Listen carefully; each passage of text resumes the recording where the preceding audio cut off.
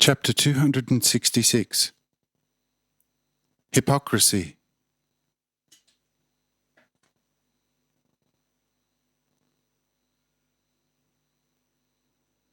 Graz was not too overly excited by this declaration of love of his heavenly Agla to Funga Helen, but of course only very secretly within. For openly, his non-compliance would not have been at the right place here. But what else could he do but watch such a declaration of love with highly amused eyes? For it was a mistake either way. 2 sour apples left and right. He had to bite into one of them. That was better than having to bite into both. But also Drohuit was displeased by such declaration of the Queen to the general, and would have loved it to be directed to him. But there was nothing to do but smile to an evil game. For here, only one wry look could mean the loss of life. And as such, both Graz and Drohuit made very friendly faces, and vainly wished Funga Helen all the best, and also to Agla. However, she at once began to present the reasons of her cruelty, as she formerly mentioned, so that the general would clearly see how endlessly dear he was to her, and why. And she therefore said, "You, my most beloved Funga Helen, you know that I loved my brother more than my own life. That's why I left the heights and went, not heeding my own life, to look for my brother in this still completely unknown city. But I found him much easier than I thought. How? That you all know. I was brought here, and the king immediately began to negotiate for my heart, and persuaded my brother to sacrifice me to him, for which the king offered him the beauty goddesses as compensation, plus the title of a viceroy.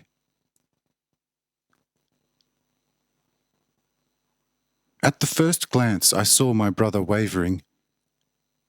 This upset me beyond measure, that he could have a wavering heart towards me, for I have risked my life for him. I overcame myself, stepped up to him, and in order to test his love for me, I myself advised him to swap me. And he, who in any case loved me only a little, instead of risking his life for his poor sister because of her inner, higher value, swapped me, the purest being, for some venal whores who never recognized an inner life value. This despicable act of revenge of my brother was heavy for my heart. However, I could not change what has been done.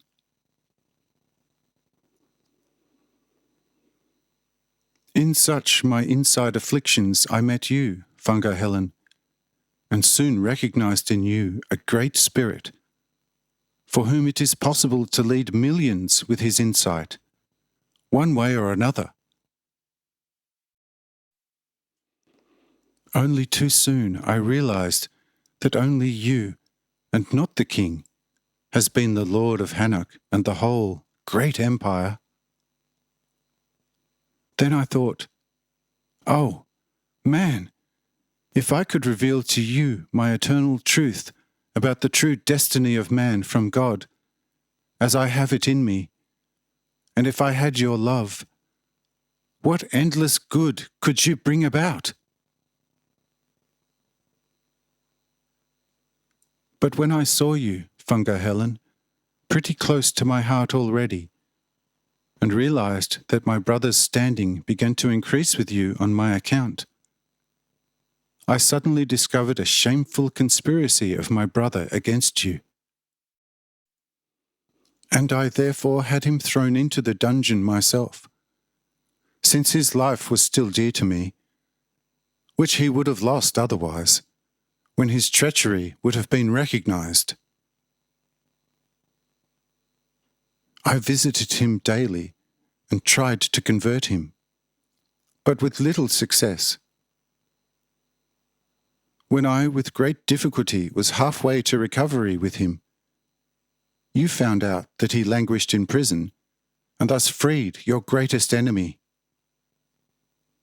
He fled to destroy you with the help of the highland people, to whom he would have shown a way out. It was now a matter of life or death.